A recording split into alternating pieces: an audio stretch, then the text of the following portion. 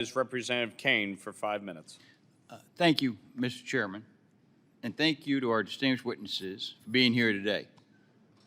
Stability in Lebanon is critical to safety and security throughout the Eastern Mediterranean.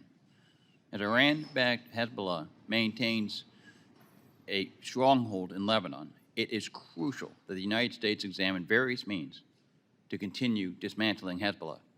I look forward to hearing from our witnesses regarding how America can most effectively partner with our allies throughout the Eastern Mediterranean to dismantle Hezbollah and to secure peace in the Middle East. Mr. Schenker, Hezbollah has long been a proxy of Iran, targeting America's ally Israel in the Middle East. In your testimony, you stated that Israel is filling an important gap, preventing Hezbollah from rearming and targeting militia locations and personnel the LAF deems too sensitive to engage. Can you share how the partnership between Israel and the Lebanese armed forces is critical to dismantling Hezbollah? Absolutely. They are critical. The work that Israel is doing, Lebanon would look a whole lot different without what's happening now, what has happened since the ceasefire. There hasn't really been a ceasefire. There's been a less fire, right? A more concentrated targeting by Israel. And the Lebanese Armed Forces is doing work, but they're just not going to be able to do all the work.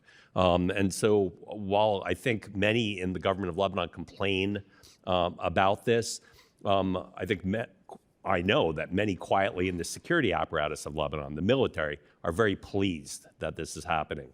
And this can continue indefinitely. I hope it doesn't have to. Ms.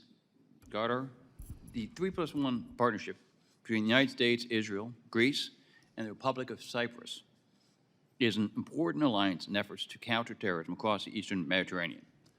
The American Hellenic Israel Eastern Mediterranean Counterterrorism and Maritime Security Partnership Act, which I co-led with bipartisan colleagues, recognizes the importance of working with American partners such as Greece, Cyprus, and Israel to counter terrorism.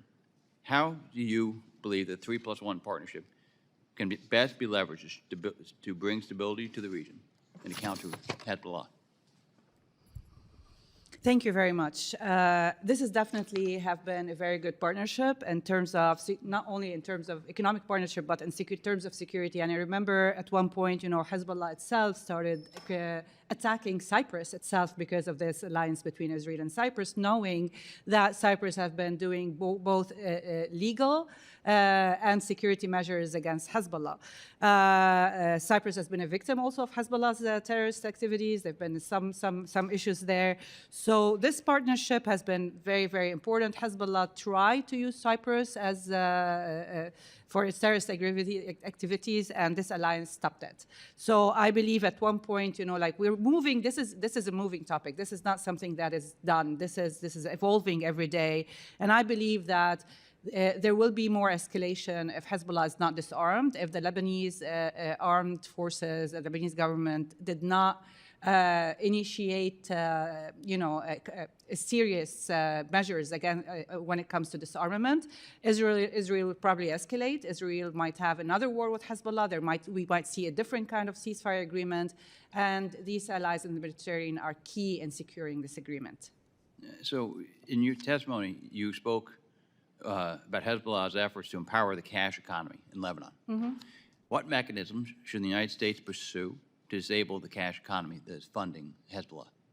Okay. So the only entity in Lebanon today that is addressing this in terms of issuing circulars that are actually trying to regulate this cash economy is the central bank. But the central bank alone cannot do everything. Lebanon's government needs to have a very clear strategies when it comes to cash economy. So far, they are pushing reforms within the framework of the IMF. But the IMF reforms are very technical. They do not have a bigger socio-economic, political strategy that addresses the root of the issue. It's much more technical, and it's targeted against a certain part of these reforms.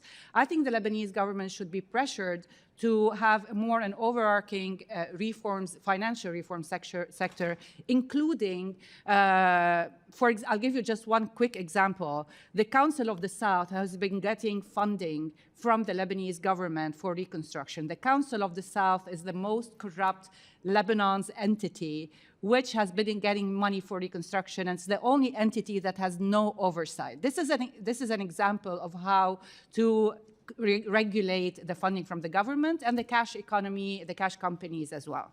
Thank you, and I yield back. Thank